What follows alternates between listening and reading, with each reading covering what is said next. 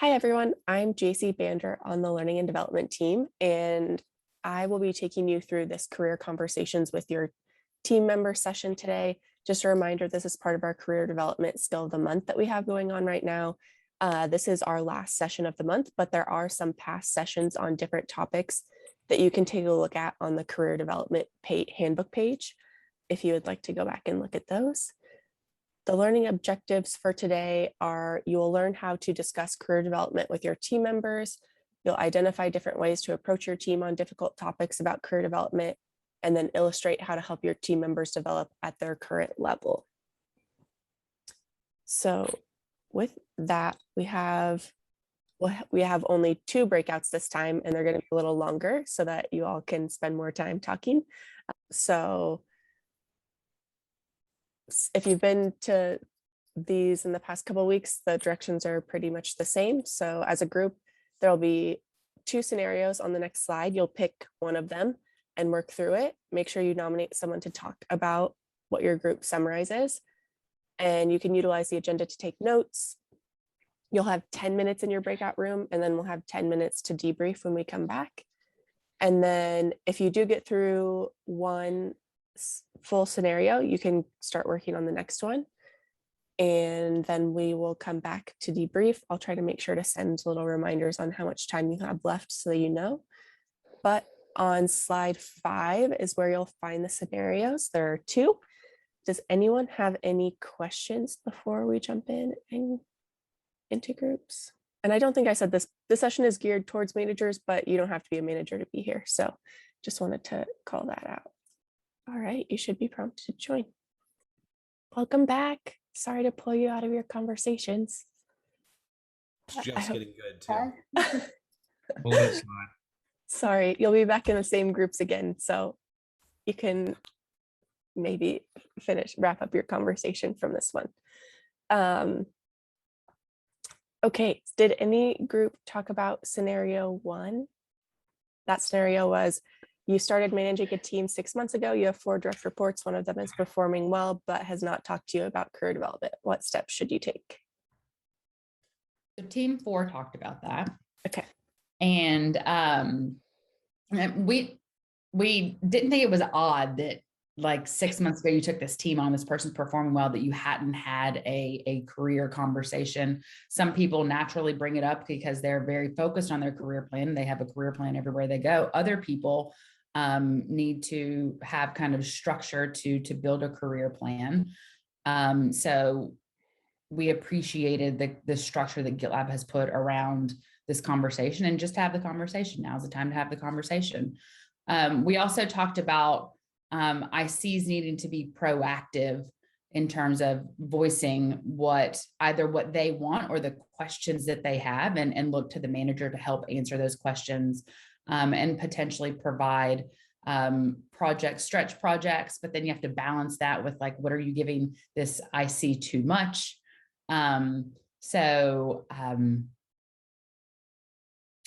the other thing that we talked about, I'm just looking at our notes, was, do you squeeze this conversation in or make it part of all of the one-on-ones, or do you have it kind of part of a once a quarter conversation or whatever that may be? So I don't really think it's great practice to try to squeeze it in at the end. So I've preferred and tended to have specific meetings set up where you have these discussions. Anybody else from team 4 want to add anything? Covered it well, Leslie. Thank you. Great note taking, Summers. Team effort.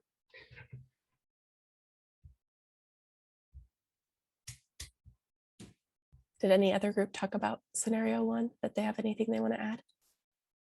We only talked about it briefly, agreeing with Leslie that it's not unusual that it's been 6 months, but I think a quick remedy would be to just kind of bring it up as part of the one-on-one to say, hey, it's been 6 months. Would you like to, I would love to talk to you about your career. Where are you with your planning? Do you want to touch on it here in our one-on-one, or do you want to dedicate like our next one-on-one to a career conversation, trying to feel them out with like, how much guidance do they want to have? Do they already have this whole plan that they're eager to share with you, or do they need some coaching to kind of figure out what those next steps might look like for them?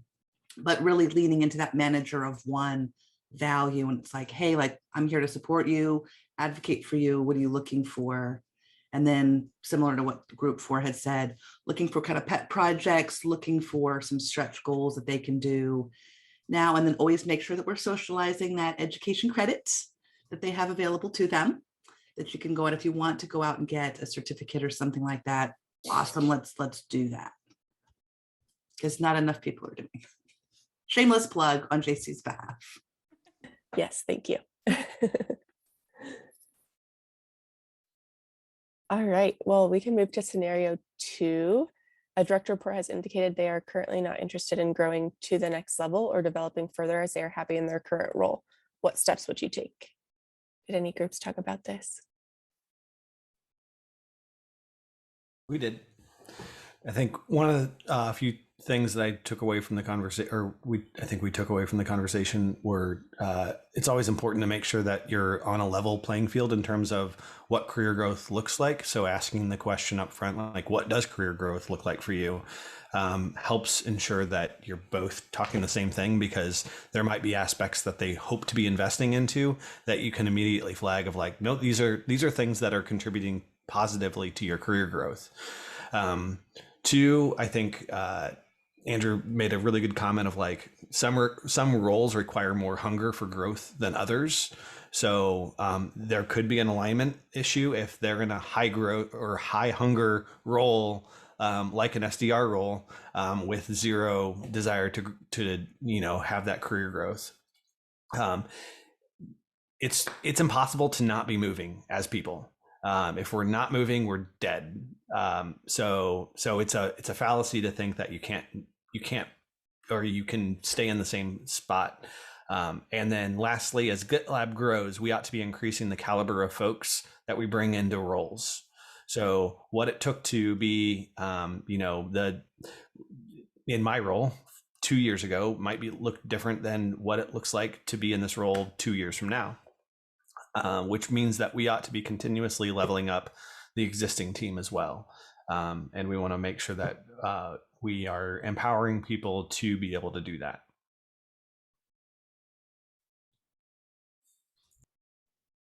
Yeah, those are really great points. I think leveling up and also recognizing that there's a lot of growth within each level as well. So yeah, great points. Did any other group talk about this that wants to share something? Well, I can add something. We also said maybe try to find out why the employee doesn't want to step up in case they want to share, because it might be the case that they generally want but not now, or that they maybe don't want to step up in a direct line. I'm more looking for, I don't know, going from something operational to more strategic or whatsoever. Yeah. That was part of the conversation we had. Yeah, that's a great point. Perfect. Okay, well, we can move on to the next breakout. Let me share my screen here. Okay, so this will be same directions as last time. You can pick one of the 2 scenarios to work through. Have someone summarize your group's conclusions when we get back to the big group to debrief. You can use the agenda to take notes. You'll have 10 minutes in your room. And then if you do get through the first scenario you select, you can start working on the next one, and we'll all come back and debrief. And the scenarios are on slide 9 for you. So any questions before you go into the rooms again? No? All right. You should be prompted to join. Welcome back, everyone. I hope you were having great conversations. We'll start off by discussing scenario 1, if anyone talks about that. So that is a direct report has indicated they're ready to move to and are performing at the next level. What steps would you take? Did anyone talk about this? Yeah, group 3 did. And we looked at this and our eyebrows kind of raised up, because the first question our group had was, is this individual contributor happy in their role? Or are they going to be a flight risk because they know that they're performing above and beyond the call of duty? What we spoke about was suggestions for who you could call or talk to for a coffee chat to talk about what that growth looks like. Clearly defining some of the, barriers to entry to understand that program or upgrade promotion path in the handbook, or whether it be a previous experience. And to just be completely transparent with them as far as, here's what we've heard as far as the organization is structured. Here's what headcount may be looking like. Sharing your experiences with previous individual contributors in your past, and just making sure that there's not really a guarantee, but to try to have a two-way transparent conversation to understand, like, are you trying to make a jump in 6 months? And if you don't get it, are you leaving, kind of thing, right?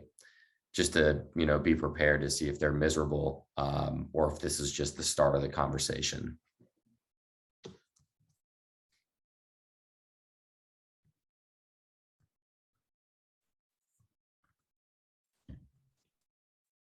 Yeah, those are really great points. Did any other group talk about scenario 1 that has anything to add? No, everyone else talked about scenario 2. Okay, we can go on to that. So a direct report has said they're ready to move to the next level, but they're not fully performing at their current position. What steps would you take? We talked about starting with the job family, just level setting on expectations and almost treating it like a checklist, like going through like, okay, yes, you're doing this. Yes, you're doing this. Yes, you're not doing this. So let's figure out a step and a plan, a timeline to get you. What would we need to see? And then, in the background, soliciting that support from, stakeholders and the leadership structure to get support. And it's like, just make sure that we've got a plan and we're communicating that to the team member. So it's not no, just not yet, but let's come up with a plan together that everybody feels good about.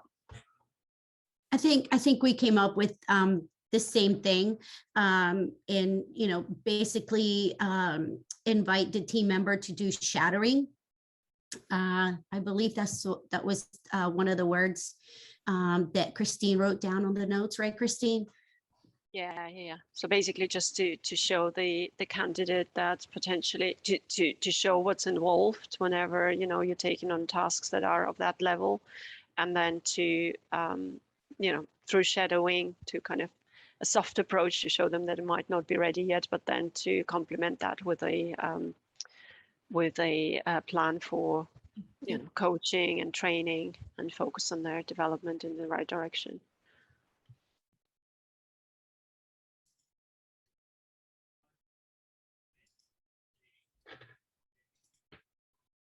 We also talked about in our team, the just importance that when they first say that, don't immediately go into, prescriptive mode of this is what you need to do, but do take an opportunity to seek to understand, like, all right, what's the driver behind the wanting to move to that next level? So you at least understand the motivation. Then given the gap, do talk about, the objective criteria for what the expectations for the role are. And we talked about the importance of making sure that those required capabilities are not vague, and got personal experience with having some things that are too vague, and working on that now. So I encourage you all, if you got job families, please make sure they're accurate and aligned with like what good looks like, and then have a candid conversation of, all right, let's have the team member assess themselves, you assess them, and then talk about, all right, where is the delta, which is the gap, and where you identify gaps where possible, explain, show what good looks like, or show examples, so that there's more of an awareness of what, current performance is versus desired performance. I will say it's tougher at GitLab because things are less defined here than at maybe, bigger companies. So it's easier said than done. And then just to add on to that, the other thing that John asked was, how do you you have the conversation with your direct report? So like, if the direct report just kind of springs this on you, so they've been working up in their mind, like, I'm ready for a promotion, I deserve this promotion, but you all have never had the conversation together. And so, one thing that we talked about was to, David brought up, like, seek to understand, like, why is this person, why have they decided in their mind that they're ready for a promotion? And then the other thing that I had mentioned was, if you don't have time, or if you as the manager are not ready for the conversation right then and there, then taking not necessarily shutting down the conversation, but let's just say, okay, let's both you and I write up why we think, kind of our thoughts on you getting to the next level. And let's have a very, a scheduled time to continue to have this conversation in more detail, where we're both prepared for the conversation. Because nothing feel, in my opinion, nothing, like, it doesn't feel good to have a conversation where you've got all these things that you want to go through and your leader's like, oh, I have nothing because I wasn't prepared for this. But Leslie, I think you bring up a really good point. These kinds of conversations can get emotional quickly. And when they get emotional, they can go off the rails. So I think that's a really good point to say, like, as the mayor, like, all right, time out. Like, let's take a collective breath. And like, if we need to schedule time later to continue the conversations, everybody can cool down. I think that would be a good advice. Yeah. Having seen that worked successfully in the past. Yeah. Awesome. Well, that was a great discussion.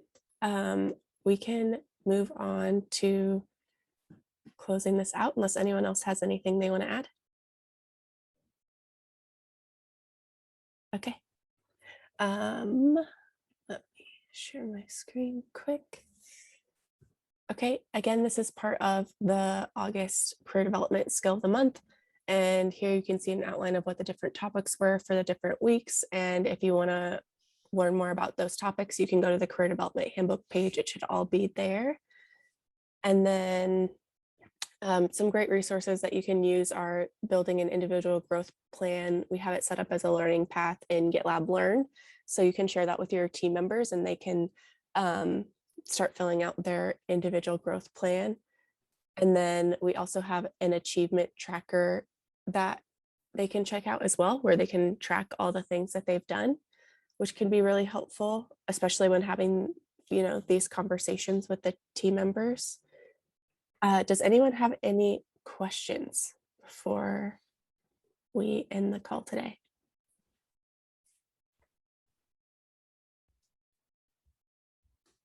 No? How often, do you all have quarterly career development conversations, or what's your typical cadence? I'll be honest, I've let mine slip. So I'm like, all right, action item for me. Let's get something scheduled so we make sure make time for this important topic. Yeah, I try to do it twice a year. And I do think that, so I had a few leaders on my team where, like, their career, like, it was very defined. Like, I knew what their role, what they wanted to be. And one of my former direct reports just left to go be a CMO. And like, that was the direction that he wanted to go, which was awesome. But yeah, so 2 times a year, but again, it depends on the direct report. If they're more ambitious in the sense of, like, to take this former person as an example, like, I couldn't offer him the CMO job here at GitLab, right? So we only talked about it twice a year, not every quarter, in terms of, so curious what other folks do or would like to do. This is my 4th day here with GitLab. Oh, welcome, you're an expert. In my past, positions, I used to manage the meetings on a quarterly basis, and they were separate from the one-on-ones because I wanted to give it that full attention. And that seemed to be, worked well. And I really put the responsibility on the team member to say, you need to drive this, and I'm here to help support you get there. And holding them accountable to, moving things forward. And it worked well. I was able to promote 2 people to manager positions within our organization. So was really proud of that. Yeah.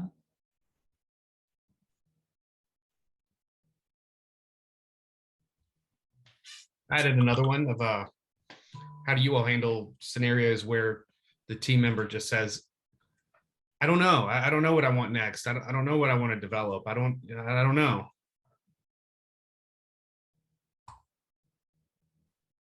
An exercise that I had, one of my mentors years ago asked me to do when I wasn't sure where to go was to take a piece of computer paper and draw a line, a big T at the top and bottom, and write pros and cons.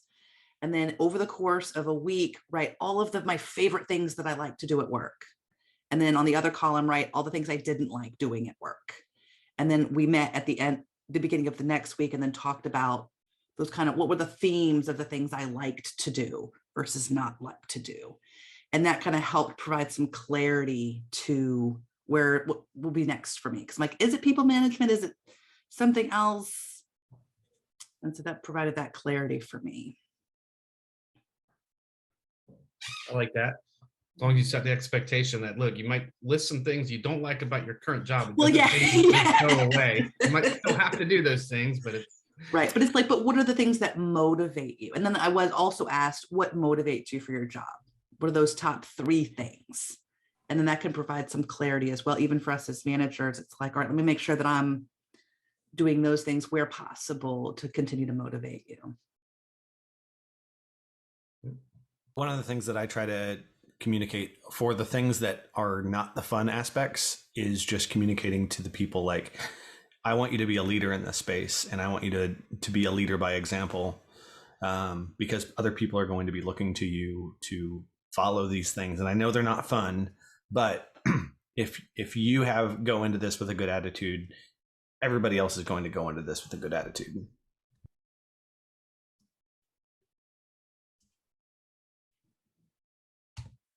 all right. I'll add one more. The LinkedIn Learning course talked about one of the 4 reasons, I think it was, of why people don't have these conversations, and one of them was fear. I'm curious of, from you all, is there I'm curious of what fears do you all see? Because the one that resonates with me is the fear of having the conversation, understanding the path the team member wants to go, but like not being able to offer that path. Right. That shouldn't stop us from having those conversations. But like, anyway, that's one, right? Just to be vulnerable is like, that's a fear I have in some of these. Curious to your perspectives. Either what you're afraid of in having the conversations, either as a manager or a direct report, or if specifically, if that notion of fear of not being able to offer something to, a solution to where the person wants to go. Any thoughts there? David, so I'm an individual contributor. And for me, the thing that brings me some fear or anxiety when saying, here's the things that motivate me, here's some of the strengths that I have, here's some of the weaknesses that I have. And based on that, my interpretation is this is a good next step for me. What brings me anxiety is when there's a pretty knee-jerk reaction to why my path doesn't make sense. And what's valuable to me is to have like a really honest and transparent conversation from the manager to say, hey, I agree with some of these things. What I like about that is this, right? As far as the reality of how we get there, it may take more steps than you interpret it, right? Like it might take you literally years to get where you want to go, but I'm happy to help you on that journey, right? And then make it a little bit more collaborative as opposed to prescriptive, which is something that you mentioned earlier. To say, let's say today you're an individual contributor and your top goal is to be the vice president of sales. Great. Fantastic. You're not going to go from cold calling people to vice president of sales, right? So let's make these measurable and attainable goals. And let's take the small steps today to get you to the next step that gets you to the next step. And then just have a candid conversation, right? Generally speaking, here at GitLab, it takes this amount of time on average to get to the next role. And here's the boxes that you need to check. And from my perspective as a manager, here's the specific things that you could work on. Because then I feel like, hey, I didn't get a no, you're not ready for the next step. What I got was action. And that for me takes a lot of fear away, as opposed to, hey, I don't think you're ready for that next step, or, hey, I don't think that's a really clear promotion path for you, versus, hey, let me guide you on that journey. That alleviates a lot of the fear for me. And it doesn't make me feel like my dream is unattainable or unrealistic or ridiculous. Yeah, I like that. Thanks, Andrew. Good. And you said something that gave me thoughts too. I love what you said of, hey, don't just talk about the next role, but like, yeah, the role after that, just like where you want to head, think about the critical skills you're going to need in those roles, and don't just talk about that next step, because like career developments, right, is much longer term than that. Like that.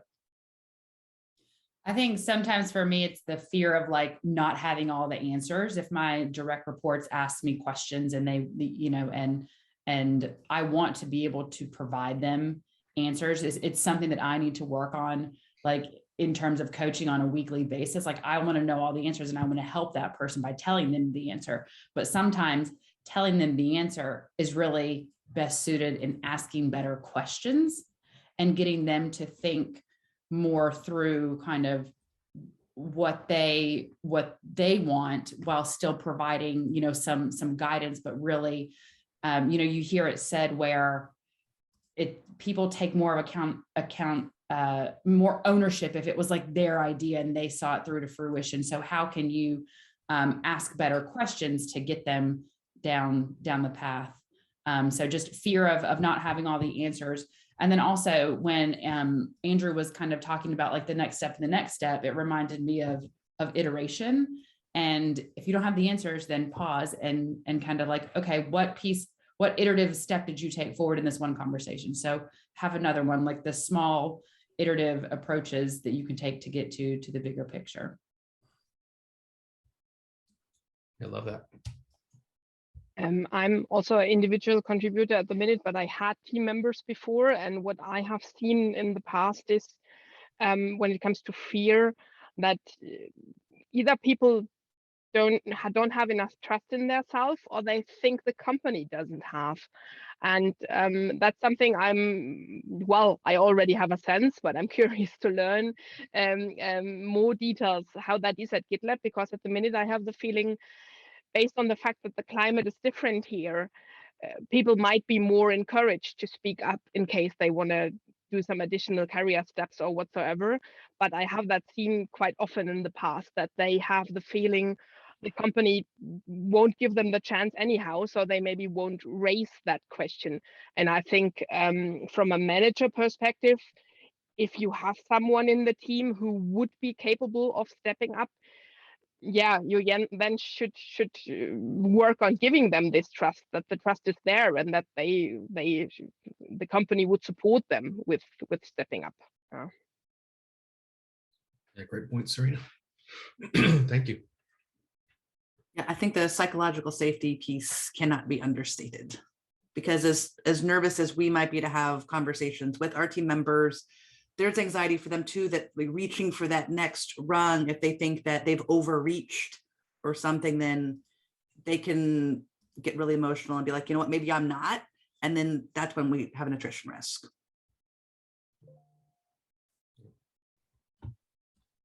Awesome. Well, we are 5 minutes over time.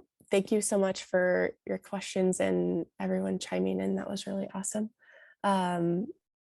But that's all we have for today. So I'll go ahead and end the call. Thanks everyone for joining. Thanks, JC. Thank Yeah, you. thank you. For putting this on, really useful. Thank you. Yeah, bye.